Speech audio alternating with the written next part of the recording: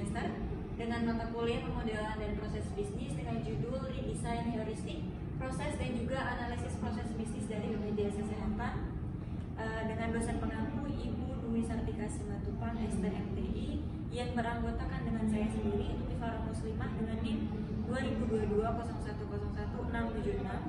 Saya Siti Aminah dengan NIM 2022-0101-696. Dan saya sendiri, Alfasania Zahra, dengan NIM 2022-0101-681.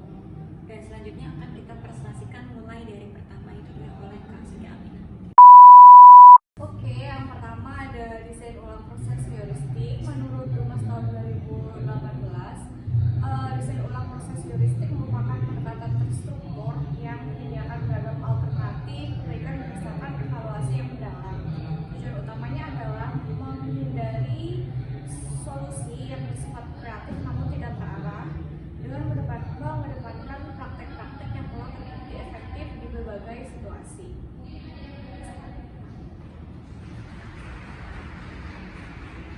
Kemudian ada pendekatan yang digunakan dalam proses ulang pada desain ulang proses heuristik. Yang pertama ada paralelism dengan melakukan aktivitas secara paralel.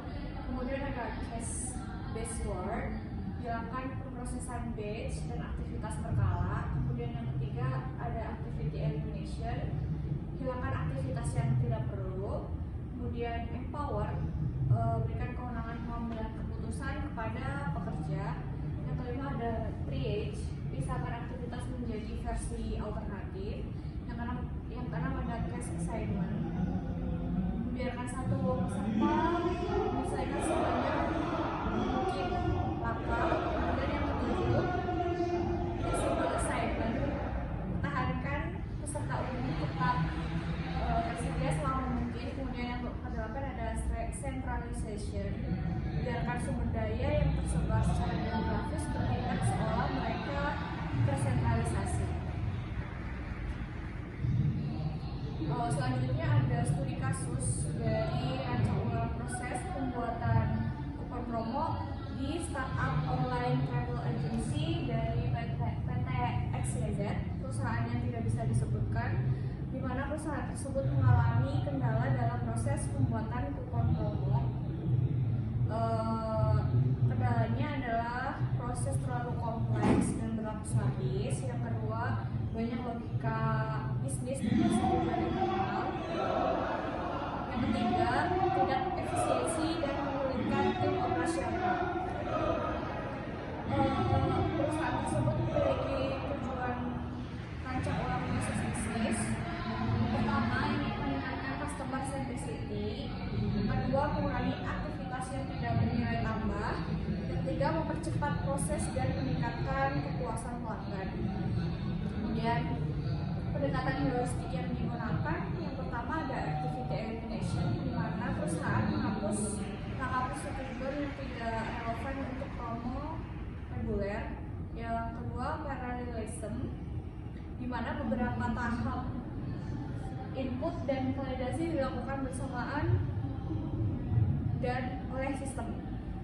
Ketiga, empowerment, tim marketing diberikan kewenangan langsung untuk membuat dan menerbitkan kupon tanpa menunggu persetujuan manajerial. Yang keempat, case assignment, di mana satu orang menangani seluruh proses pembuatan kupon untuk suatu kampanye agar lebih konsisten dan cepat. Dari proses heuristik tersebut menghasilkan di mana satu proses business to be yang lebih ramping dan responsif. Yang kedua, wireframe dashboard baru untuk pembuatan kupon yang lebih intuitif. Dan yang terakhir, validasi dari pengguna internal menunjukkan peningkatan efisiensi dan kepuasan. Ya, selanjutnya kita masuk ke identifikasi dan discovery proses bisnis dari BPJS Kesehatan ini. Untuk visi misinya, mereka punya visi menjadi badan penyelenggara yang dinamis, akuntabel dan terpercaya untuk mewujudkan jaminan kesehatan yang berkualitas, berkelanjutan, berkeadilan dan juga inklusif. Untuk bisnisnya sendiri, mereka punya 2 poin. Yang pertama, meningkatkan kualitas layanan kepada peserta melalui layanan terintegrasi berbasis teknologi informasi. Dan selanjutnya, mereka bisa memberikan layanan jaminan kesehatan kesehatan yang merata dan berkeadilan bagi seluruh rakyat Indonesia. Selanjutnya Pak, untuk pelayanan BPJS Nasional sendiri itu yang pertama ada pelayanan kesehatan tingkat pertama, ada puskesmas, klinik, dokter keluarga yang terdiri dari administrasi, promotif, preventif, pemeriksaan, pengobatan, konsultasi, tindakan medis, rawat inap, obat-obatan, transfusi darah, dan juga laboratorium dasar. Selanjutnya dari yang kedua itu adalah pelayanan kesehatan rujukan tingkat lanjutan yang diantaranya adalah rumah sakit, pelayanan spesialis, tindakan lanjutan, rawat inap lanjutan, operasi, dan juga lain-lainnya. Selanjutnya ada persalinan dan layanan ibu dan anak. Lalu pelayanan gawat darurat. Terakhir ada di program promotif, preventif, rehabilitasi, dan juga kuratifnya. Ya, kita masuk ke proses bisnis utama BPJS Kesehatan dari sisi pendaftaran perorangan. Yang pertama itu ada pendaftaran peserta perorangan dari PBBU atau bukan penerimaan upah.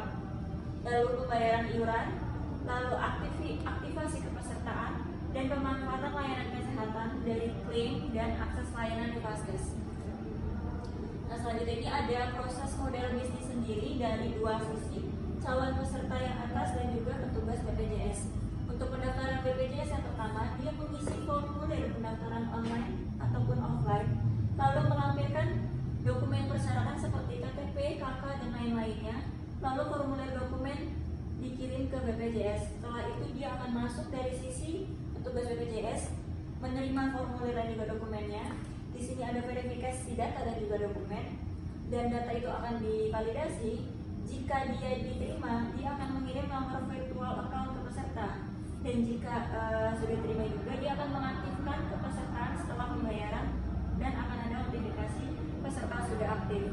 Lalu jika data itu ditolak, diinformasikan kekurangan atau bahkan kesalahan dokumen yang akan nantinya proses pendaftaran itu bisa dihentikan atau ditunggu perbaikannya. Baik, selanjutnya akan dilanjutkan oleh teman saya. Selanjutnya kita masuk ke permasalahan dan kelemahan proses bisnis pendaftaran BPJS Kesehatan Perorangan. Yang pertama itu ada keterlambatan dan ketergantungan pada proses manual pengiriman dokumen. Selanjutnya itu ada validasi data yang lambat dan rentan human error.